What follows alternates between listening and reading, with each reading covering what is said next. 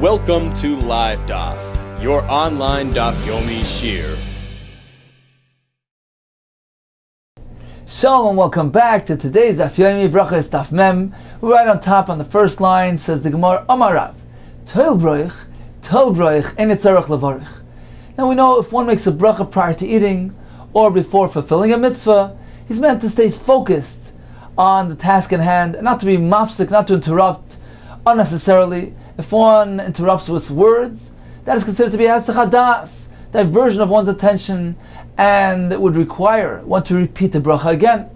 Says the Gemara, if one made a bracha of hamaitzi for a group of people, and prior to him partaking in the bread, he announces, Toil b'roich, take the slice of bracha, the slice of bread that the bracha was recited on. That is not considered to be a hefsek. Why? As Rashi says, these words, atzorech bracha, are for the benefit, are essential for the bracha. He's passing them their slices, which is actually a fulfillment of the bracha when they eat the slice of bread that the bracha was recited on. So that's not considered to be a hefsek, and does not require him to repeat the bracha again. Again, says the Gemara, Amarav, Toil broich, ein etzarech levarich. However, have melach, have liftan, tzarech levarich.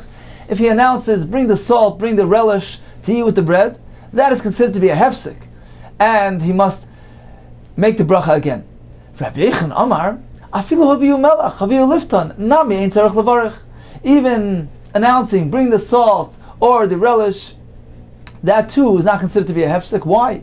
Because that also is letzorech bracha, so that the slice of bracha should be eaten with greater enjoyment.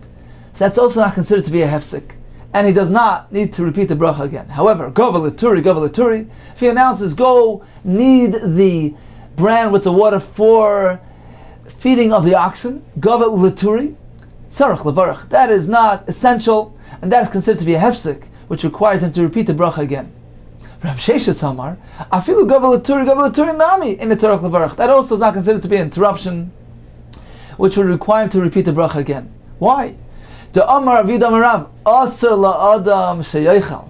One may not eat koidem she'itin machal b'emtoi, prior to him feeding his animals. Shanamar v'nasati esav b'satchel v'emtecha. Hashem says, I will give grass in your field for the sake of your animals. And then Bahadar it says, v'achalta v'savata, you eat and be satiated. So apparently Hashem picked this sequence to teach us that first one is responsible to feed his animals, and only then can he partake in his meal. So therefore, according to Sheshis, giving the order to prepare the food for the animals, that is essential for one's meal, and therefore is not considered to be a hefsek. So in summary, we have three shittas. Rav tells us, Toil broich, that is not a hefsek. Rav Yechon adds, even announcing, bring the salt or the relish, that is also not a hefsek. According to Rav Sheshis, even saying, go prepare the food for the animals, that also is not considered to be a hefsek.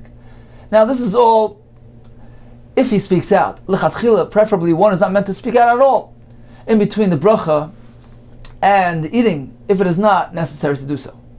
Continues the Gemara, Amarava Bar Shmuel Mishra B'chia. If one makes a bracha on behalf of a group of people, he should wait prior to making the bracha until they bring forth the salt and the relish to all in attendance. Why? So this way they won't have to wait between the bracha and eating. This way they'll avoid making a hefsek. So you should wait, let them bring the melach and the lifton first, then he'll make his bracha, and this will allow everybody to begin eating right away. Says the Gemara, Rav Bar Shmuel, Rav Bar Shmuel himself came to the house of Reish Galusa. Apikul Rifta, they served him bread, and he made the bracha immediately. He didn't wait for anything. Amrullah, so they told him, have you retracted from your own ruling? Amrullah, so they told him, this is different. Leizdain, this type of bread which is of higher quality, Leizdain tzarech b'shash, this doesn't require any delay for the arrival of salt or relish. One may eat this, make a bracha and eat it right away. This is very tasty without any additional components. Tosfos points out that nowadays as well, our grain is more refined and our bread is considered to be of superior quality and tasty even without the addition of salt or relish. However, Tosfos points out there's another reason to bring salt on the table. It protects us from the Satan. The salt symbolizes our bond, the bond between Yisrael and Hashem, the bris melach, just as salt doesn't spoil, so too our bond, our connection with Hashem is eternal, and this protects us. The place can bring another reason, that the table of a Yid is equated to a mizbeach, and just as the korban on the mizbeach required salt, so too our table should have salt. The Mishnah Berurah brings it in the name of the Bali Kabbalah, one should dip his bread in salt. So these are reasons above and beyond the basic reason of making the bread more enjoyable and tasty, which is referred to in our Gemara. Continues the Gemara of Amar Rav Bar Shmuel Mishum Rav Chia. The Gemara here will have a list of directives, of pieces of advice, which are basically health related. Number one is Ein meraglaim kolim ela b'yeshiva. Meraglaim, urination, only gets completely exhausted only when one urinates sitting down, b'yeshiva. As Rashi explains, when one is ba'amida, then one is concerned when the stream weakens and gets closer to him, that nitzitzis will spray on his feet, the droplets of the meraglaim will spray on him. Therefore, he doesn't allow it to completely exhaust. So preferably one should do meraglaim b'yeshiva where this concern is not present. If he has soft earth which absorbs meraglaim, then even standing up is not a concern, since there's no spraying of the meraglaim. If he doesn't have soft earth, he should stand on a higher elevated place and be mashed and urinate onto an incline which slopes away from him, where there's no concern of any droplets spraying on him. Continues the Gemara, after you eat food, you should eat salt. After you drink, you should drink water. This will protect you from harm. So it's beneficial to one's health.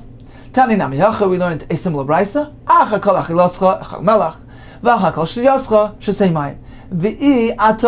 You will not be harmed. Tanya idach. We have another brisa which says, if one eats all types of food but does not eat salt, drinks all kinds of beverages without water, by day he should be concerned about bad breath. At night he should be concerned about the illness of askara. So salt and water are beneficial to one's health. The Rama speaks out that if one's food contains salt already, or if one's beverage contains water, then this is not a concern. Said the Gemara, Tana Rabbanan,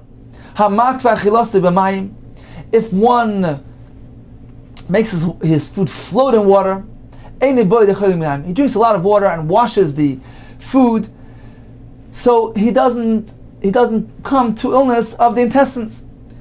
How much water should one drink to wash away his food? A full jug of water for a loaf of bread. One who's accustomed to eat lentils once in 30 days, he prevents the illness of askara from his home. As Rashi explains, askara comes as a result of constipation, and adashim, lentils, act as a laxative. Says the Gemara, okay, once in a while he should have adashim, but not too often. Not every day. My time and why? It is harmful to bring reach hapeh, a bad odor, a bad breath. One is accustomed to eating chardal, mustard, once in 30 days. That too is beneficial. He prevents sicknesses from his home, but don't overdo it. Not every day. My time it can bring weakness to one's heart. Continues the Gemara, one who is accustomed to eating small fish, he prevents a sickness of his intestines. Not only that, these little fish are so beneficial, they cause one to multiply, to increase. They are marvin, they enhance the health, they strengthen the guf of a person. Finally says the Gemara, one who is accustomed to eating ketzach, which is fennel, he will not come to kevlev, to heartache. Meisvei says the Gemara, we have a brisa which seems to indicate that fennel is not really such a good thing to get involved with. Ketzach is echad mishishim samani amavis.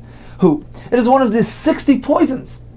If one decides to sleep on the east side of the garden of the pile of this ketzach, of this fennel, his blood is in his head, meaning he's responsible if subsequent to this behavior he dies. So a person is not meant to sleep on the east side of the garden of the pile of ketzach. Rashi explains, since the wind coming from the west, the westerly wind is moist and heavy and carries the effect of this fennel to the person.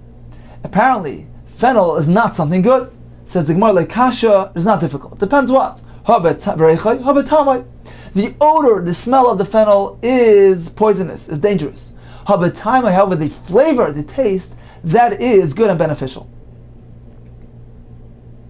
Imed Rav Yirmiyah, the mother of Rav Yirmiyah, Afyali Rifta, she would bake him a bread, and she would stick the ketzach, the fennel, onto the bread, so that the bread absorbs the taste, the flavor of the ketzach. Then afterwards she would peel it off, so that he doesn't get the odor of the ketzach. So in summary, we have a list of good pieces of advice. Number one was the halacha, that a beitzeah, one who makes a bracha on behalf of the crowd, he needs to wait until they bring the melech and the lifton to all of them.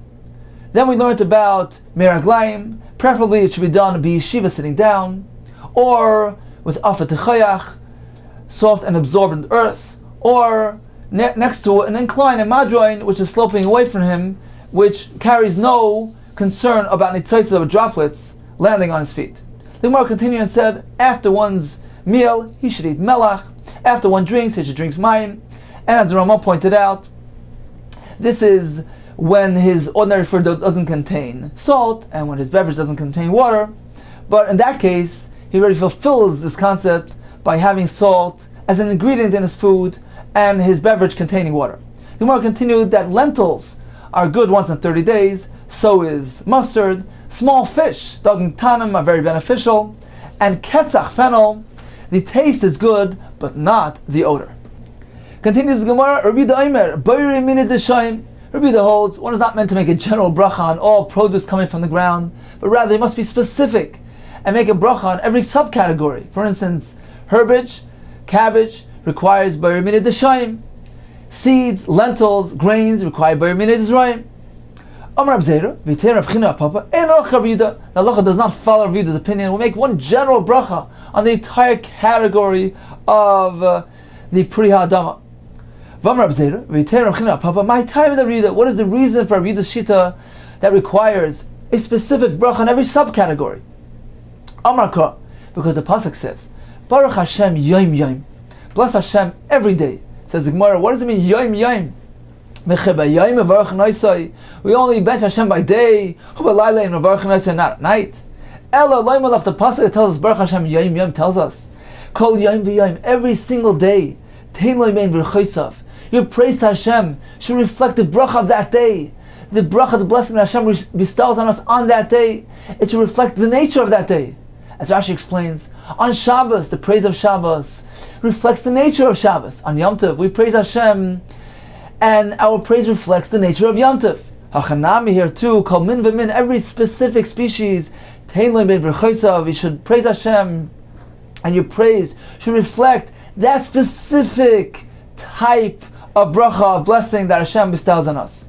Therefore, every subcategory gets its own bracha. Come take a look at the contrast between the characteristic, the behavior of Hashem is unlike the midas basar adam, the characteristic, the behavior of a human being. Midas basar adam, the behavior of one who is flesh and blood, a human being. In the physical realm, we find that kli reiken machzik, an empty vessel, can contain, you can fill it. However, mole, if the vessel is already full, eini machzik, you can't fill it anymore. There's no room for more. But Hashem is not so. In the spiritual realms, things work differently. Mole machzik, one who is full, he is filled with chachmas Hashem, with spirituality. That in turn breeds more, that attracts more. Mole machzik. one who is filled with spirit, with ruchnius, he can receive more. However, Reikon, if he's empty, if he's devoid of spirituality, of ruchnius, he is a physical person. Einei machzik. He doesn't attract chachma, he doesn't attract wisdom, he doesn't attract spirituality. Shenemar, as it says, Vayoyim Shemaya Tishma, if you will listen and listen, what is this double expression? We expound as follows. We darshan im Shemaya, if you have already heard when you were young, when you were younger, you made sure to absorb Chachmas Hashem, you learn Torah, Tishma. When you get older, when you grow older, you will indeed be zeichet to hear more, to learn more Torah. Vim lav, but what if when you were young, you neglect it, you ignore Torah, like Tishma. When you get older, you will not have the opportunity to do so. So if one willingly neglects Torah at an early stage, he will not be zeichet to have more Torah later on. So we see that Torah breeds more Torah. Another drasha is in Shemaya b'Yashan. If one makes sure to review, to chazer, everything that he already learned, his old Torah, Tishma b'Chadash, he will merit to absorb more, to grow in his Torah knowledge, to appreciate the depth of the Torah that he has already learned. The point of reviewing is not only to commit it to long-term memory, to review merely the words, the facts, but in Torah it works differently. When one reviews and learns again and again the same material, he always will gain a deeper insight, a new observation. That is in Shemaya b'Yashan, Tishma b'Chadash. You will learn something new. But if your heart strays, Shuvlei Sishma, you will not learn anything new. Says the Gemara, Berach al Peras Ilan Beir Pri Adama Yatza. If one make a bracha on Peras Ilan, on tree fruits, instead of the proper bracha of eitz, he made a Beir Pri Adama Yatza, he fulfilled his obligation. However, al Peras Ha'aretz, if one on fruit from the earth makes a bracha Beir Pri eitz, Lo Yatza, he's not fulfilled his obligation.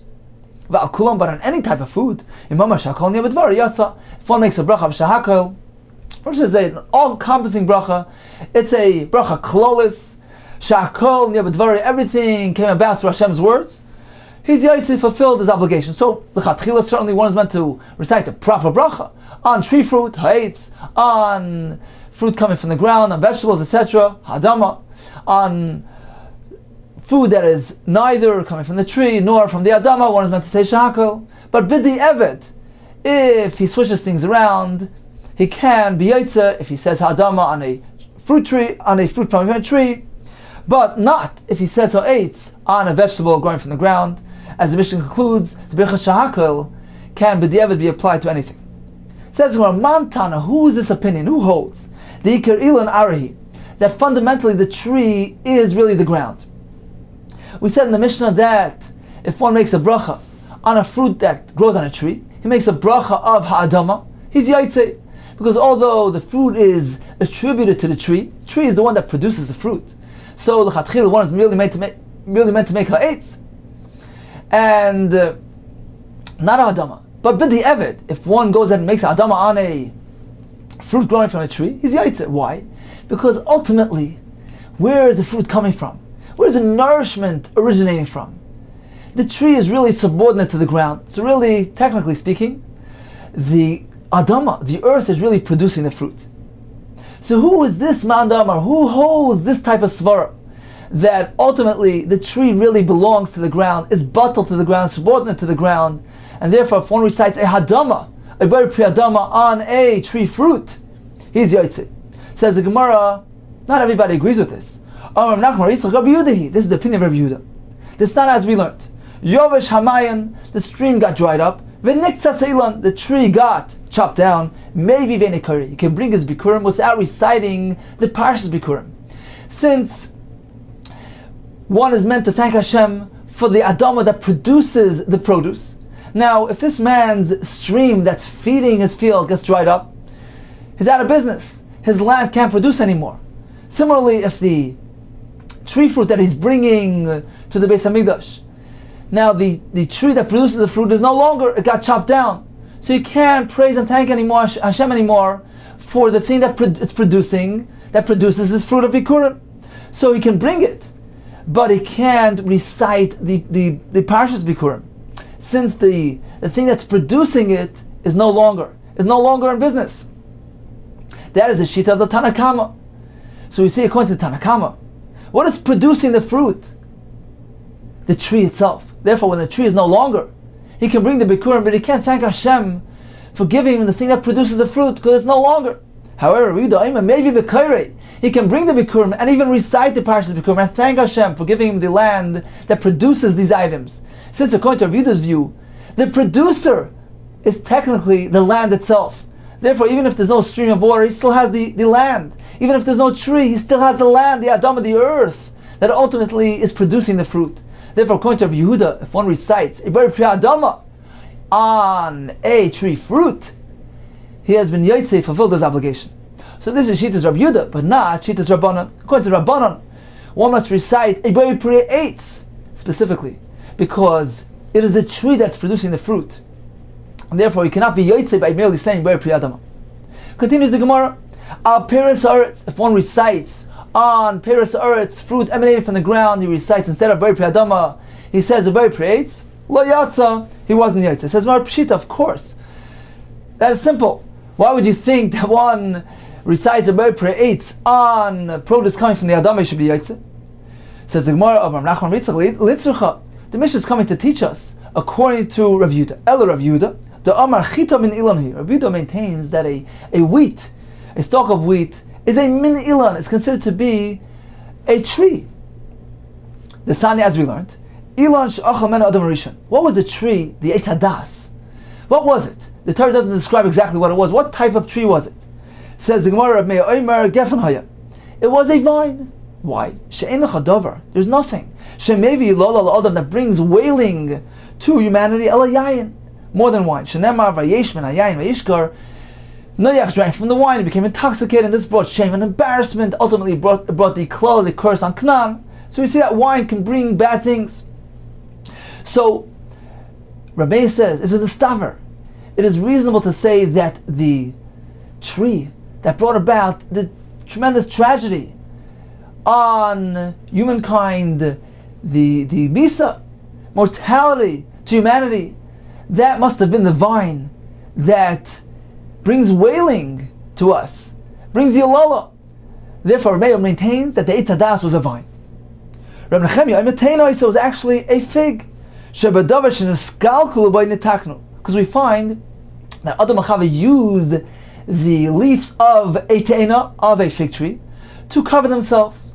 So apparently that was the tree that brought tragedy, that brought kilkul, that brought ruin.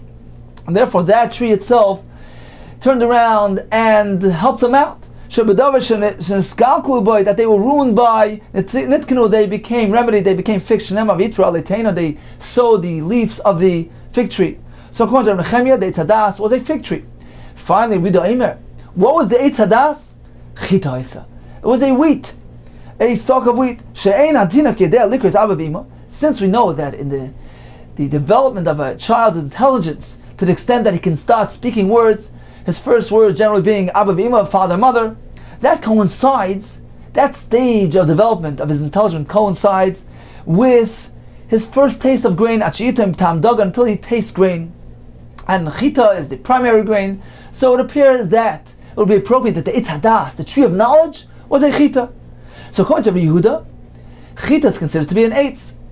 Now, although a chita is a very modest and humble plant, doesn't look like a tree, the Mepharshim explain that it's called a chita, a ilan, on account of the fact that in the future, a wheat stalk will grow to the size of a tree. So in any case, according to Yehuda, chita is considered to be an ilan. Therefore, says the Gemara, therefore I would think Yehuda holds that a chita is from a tree species. Therefore the appropriate bracha is eitz. Kamash Malan, the Mishnah teaches us, no, that even a chita, since it comes from the ground, the appropriate bracha is Bar Pri Adama.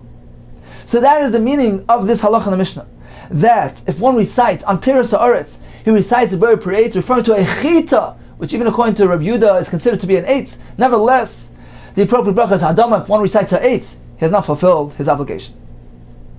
Says Gemara, why? Why not?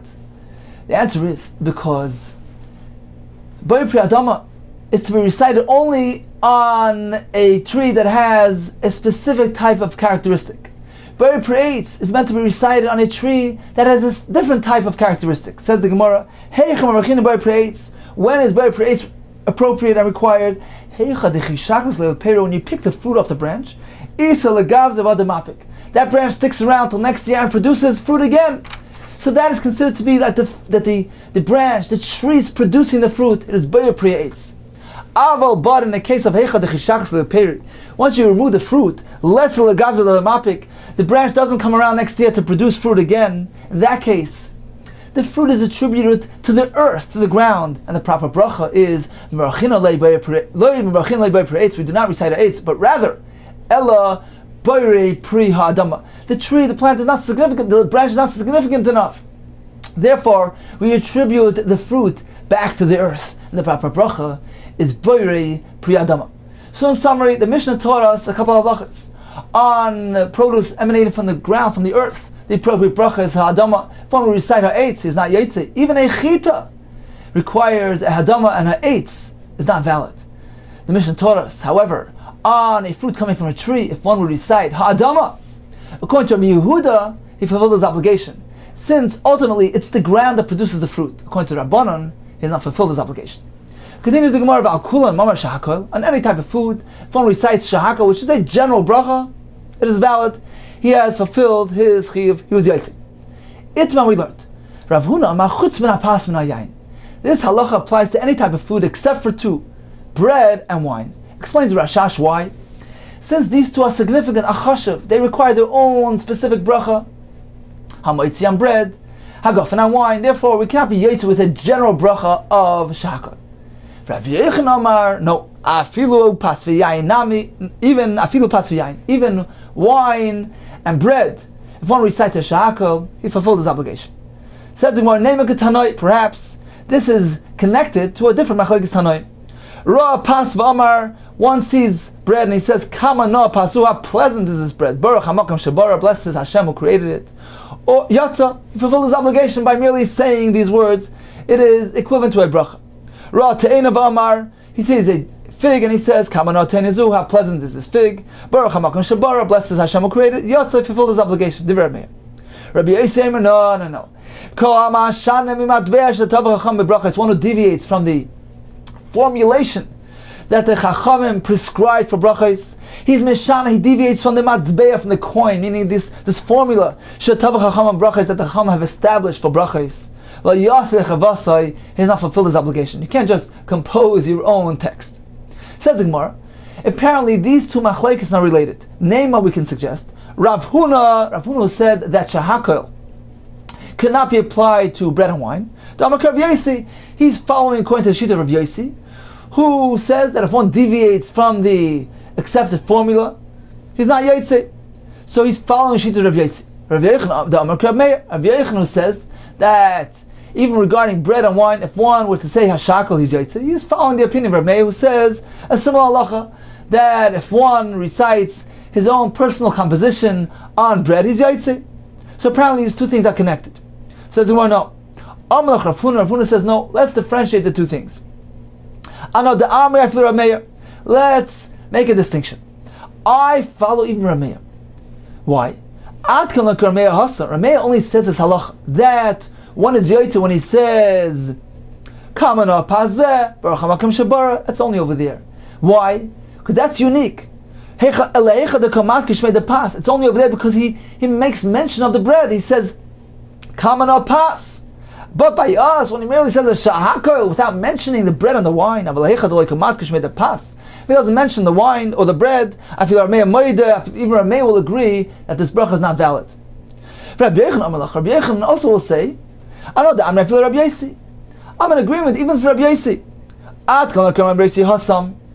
Rabbi Yosi only over there says that if one deviates, he's not yaitze elam mishum the kama bracha le'tkin rabbanon, because he composed his own bracha. He didn't recite a bracha which was established by the rabbanon. Therefore, he doesn't fulfill his obligation by saying those words.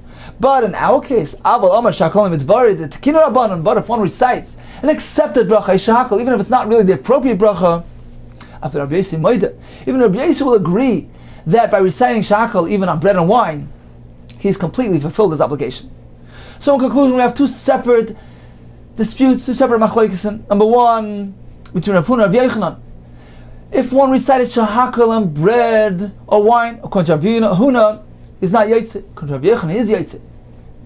Now we have another machlokes regarding if one composed his own composition. He said, Baruch hamakim shebara. In that case, is he yaitze or not? According to Rav Meir, is yaitze. Because he said, Kamana pazeh baruch hamakim shebara, that is sufficient. According to Rav Yossi, he deviated from the matber shtavach hachamim, from the accepted formula, and is not yaitze. The Gemara said that these two discussions are not necessarily connected. In Rav Meir's case, it is unique since he mentions the pas. Therefore, he's yaitze. In Rav Yossi's case, it is so different because he completely deviated. He made his own bracha.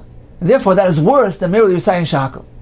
Continues the Gemara with his story. Binyamin the shepherd, Karach Rifte, ate his bread, and following his meal, he composed his own unique Brachos Hamazon. But Amar, he said, Berich Mari, blessed is the master, the ipit of his bread. Amar Rav Yatza, he fulfilled his obligation for Brachos Hamazon. Says the Gemara, how could that be so? Va'amar Rav, didn't Rav teach us? Called bracha Hashem ba'askaras Hashem. Any bracha that doesn't contain mention of Hashem's name, and a bracha is not a valid bracha. And Binyamin didn't mention Hashem's name. Says the Gemara, he did. Indeed, he said, the Amar Brich Rachmana, blessed is the merciful Hashem, Mari Pita, the master of this bread. Says the Gemara, but 1 second, he only made one bracha. For Brachos Hamazon, we need 3. Vabina Sholish brachos. Brachos Hamazon consists of 3 brachos. Says the Gemara, you're right. Ma Yatza, the Kama Rav, Nami. What did Rav mean when he said Yatza? Yatza, bracha Rishayna. He fulfilled his obligation for the first bracha of Brachos Hamazon, which thanks Hashem for the food. Says the Gemara, if so, my Kamashman, what is Rav teaching us? Rav is teaching you that if one recited Brachos Hamazon in a language other than Lashon Kodesh, he fulfills his obligation. We know that from elsewhere. Tanina, we learned. These things can be recited in any language. Parsha Saita, the parsha that we read to the Saita, Vidi Meiser, the confession of Meiser, or Kriya Shema, Utfila, Ubrachos Hamazon. So we see that Brachos Hamazon can be recited in any language. Says the Gemara, Itzrich. Nevertheless, Rav needs to teach us. Perhaps I would think, Hanimili, this allowance is only the Amr b'Lashon Chol, when one recites Brachos Hamazon in a foreign language, in the exact manner, using the exact words as the Rabbanan established to be said in Lashon Kodesh. He's merely translating it. But in a case of but if he doesn't say it in Lashon Kodesh, he doesn't say it in the same manner, he composes his own formulation, just like as Binyamin did. Perhaps that is not good. Kamash Malon Rav teaches us, even in that case, he's yaitze. Go for what we just learned. Amar Rav. Called bracha Hashem ba'askaras Hashem in a bracha. A bracha that doesn't contain mentioning of Hashem's name is not valid. Rabbi Yochanan Amar, that's not enough. Called bracha Hashem ba'askaras, a malchus in a bracha. In addition to mentioning Hashem's name, he must mention the malchus, the kingship of Hashem, Melech Haolam. Amar Abaye, Kavasi Dav Mistaver, it is reasonable to follow Rav's opinion that all is required is Hashem's name. This is not as we learned in the Mishnah. When a person makes vidi ma'aseh, he says, I haven't transgressed your mitzvahs, I haven't forgotten. What is it referring to? I haven't neglected to make the bracha when I was ma'afer shemus ma'ases. I haven't forgotten from mentioning your name during that bracha. Vilu malchus like tani, and there's no mention in this Mishnah regarding malchus. Apparently, Hashem's name is a vital component in a bracha, but not malchus. Rabbi Yochanan will respond and say, Tani, let's amend and interpret the Mishnah as follows. I haven't forgotten.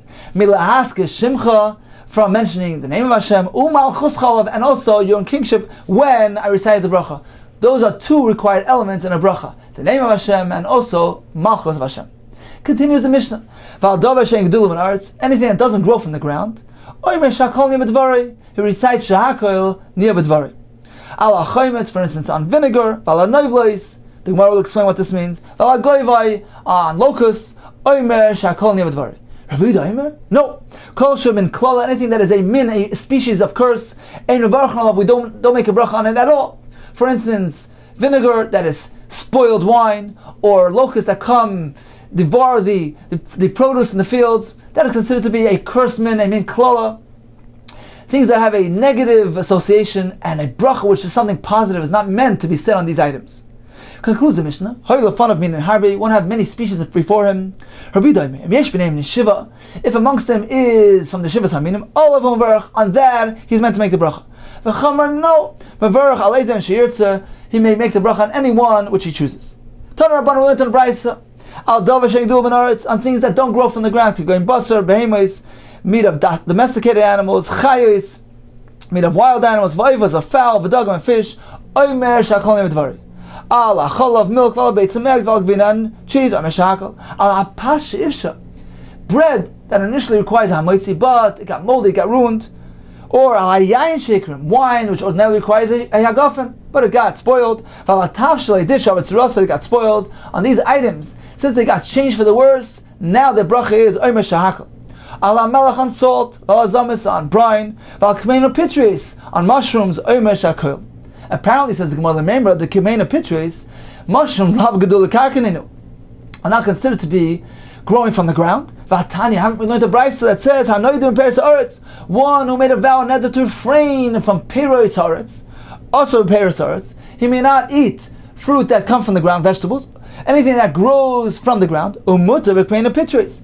He is allowed to eat mushrooms. Why? Because they're not considered to be peres haaretz. But v'mamar kol gedil karkalai, anything that grows from the ground, anything that has a growth from the ground, I will refrain from. Also, afbekmeina pitris. Then he may not even eat mushrooms. So apparently, mushrooms are considered to be gedulei karka, and this is in contradiction to our Mishnah. Says the Gemara, Abaye, you're right. Mirba rabu mara. They grow from the ground. The moisture emanates from the ground, which produces these mushrooms. However, they don't get a direct connection, direct sustenance from the ground. They're perched on various objects, wood, kalim. They get their moisture from the ground, but it's not a direct connection. Therefore, regarding a neder, if one says, I will refrain from peres haaretz are referring to those that are directly connected to the ground and not mushrooms. However, if he says, kol gidulei karkalai, anything that grows from the ground enables them to grow, that includes kmeino pitris. So that explains the Mishnah by neder. Says the Gemara, but 1 second. In our Mishnah by Brachos, what does it say? What wording does the Mishnah use? Vaha al davar she'ein gedulei min haaretz ketani. The Mishnah says, something that is not gidulei min haaretz requires a shakal. You just told me that mushrooms are gedulei min haaretz. They do grow from moisture which comes from the ground. So why do they require shahakal? Says the Gemara, Tani, let's amend and interpret the Mishnah as follows. What are things that require shahakal? Al davar she'yonik min haaretz, something which doesn't get a direct sustenance from the ground, that requires a shakal. And indeed, mushrooms fall into that category, because although they grow from moisture which emanates from the ground, but they're not yonik min haaretz, they don't get a direct sustenance from the ground, and therefore their bracha is shakal. Va'al hanoivlis, they too require shakal. What exactly, my noivlis, what are they? We have a machlekes between Rav Zera and Rav Lo. Chadama one says, bushlei kmar, these are dates that were scorched, burnt by the sun. V'chadama one says, tamei dezika, dates that were blown away by the wind. Says the Gemara, Tanan, the Mishnah said, Rabbi Yehuda kol min klala, anything that is a min klala, doesn't require any bracha. And Rabbi Yehuda is referring to those three items, chaymetz vinegar, noivlis, and goivai. Says the Gemara, Bishleim al Omar, it's all well according to the shita that says, what is noivlis? Bushlei kmara, dates that was scorched, ruined by the sun. If so, haine the koil, min klala, that's why Yehuda refers to them as a min klala, that's they're ruined. Ela l'manda matamar dezika, according to the one that says, what is noivlis? Plain dates, good quality dates that were blown off the tree by the wind, so they didn't ripe completely, but they're still good quality. If so, my min klala, what does Rabbi Yehuda, why does Rabbi Yehuda refer to them as a min klala? Says Gemara Sha'ara. Rabbi Yehuda, when he says min klal, he's referring to the other two items, the vinegar, which is wine that was spoiled, the locust, but not two noivlis.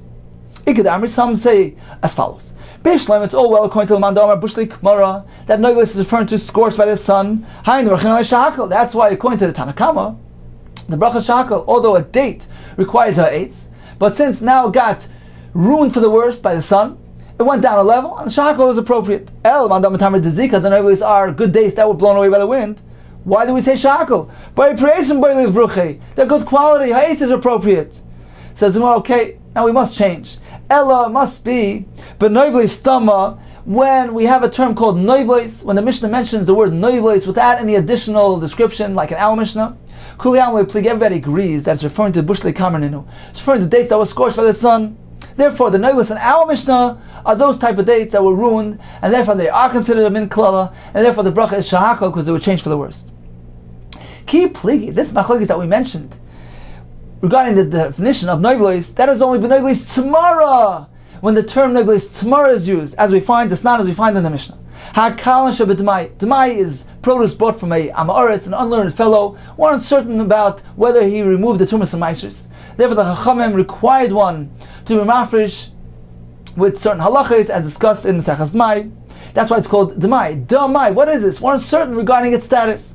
Now, there are some items that are called hakalan shabedmai, the lenient ones, since they are poor quality, they are of low value, and the amaretz has no incentive to cheat. And therefore we assume that he indeed was mafresh tumas and maisers regarding the following list of products. Hashisin, v'arimin, v'ozradin, v'shuach, v'shikma, v'gufne, v'nitzvah, v'negus tamara.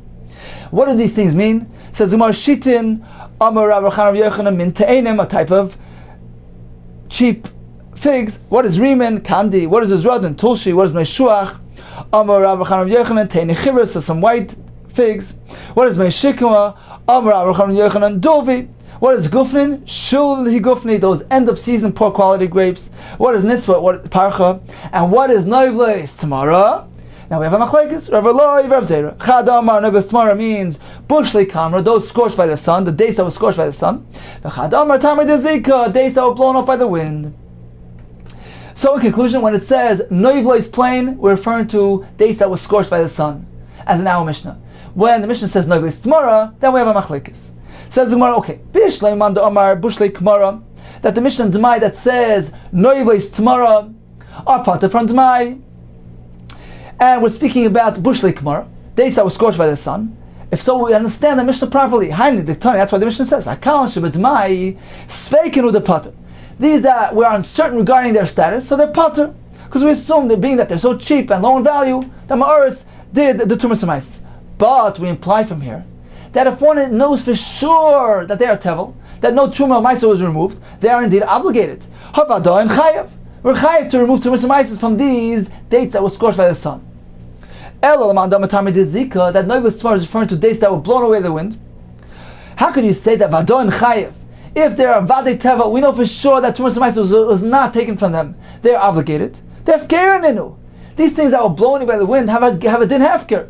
Since the owner was mafker, he lets go of these things. He gives up on them since they're blown away by the wind, so they remain ownerless. So how can we say that they're chayim and tumas and ma'aser? We know that something that is hefker is pater from tumas and ma'aser is exempt. Says Marach Ma'askin, we're speaking about Shason Goyren. He gathered these dates, he made from it a pile, and they are obligated at least midrabanan. These are items that belong to the ani, to the poor person. Leket, when a person harvests and he drops something, that stalk goes to the poor man. Shikho, he forgets part of it in the field. Apeya, a corner of the field, that belongs to the ani, and we know that these items are exempt from tumas and ma'aser. But, however, if he goes ahead and he gathers them together, Shason Goyren, he gathers them into a pile, hook full of ma'aser, they become fixed. They're chayav ma'aser and drabanan, since drabanan were concerned that an onlooker will see, a full-fledged pile of produce is part of a meiser, so the chacham were mechayiv midrabanan. So that's the explanation here too.